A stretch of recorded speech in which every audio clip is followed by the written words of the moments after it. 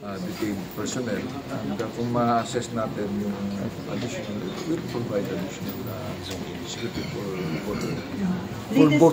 the two pala. Kasi sir, previously binanggit na ni Mayor Alice Guo na may mga threats sa buhay niya. If there's a need for me to secure her, I will secure her. May access naman ng lawyers, sir? Yeah, the lawyers can visit, ano naman kung akit anong oras, allow. Families, Kung their family will visit them, immediate family, allow them. Actually nga, ano si Sheila noon, kung pwede man yung mga workers niya. I will allow them. Can you assure yung safety po? Yeah, I assure the safety talaga. And kung kailangan magdagdag ako ng personal to guard them, 24/7, we will.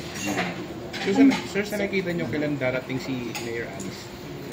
Depende sa processing siguro. It's beyond my knowledge. So wala pang info sa I don't have any information there. And rest assured, the information kami, we will pass it to our leadership.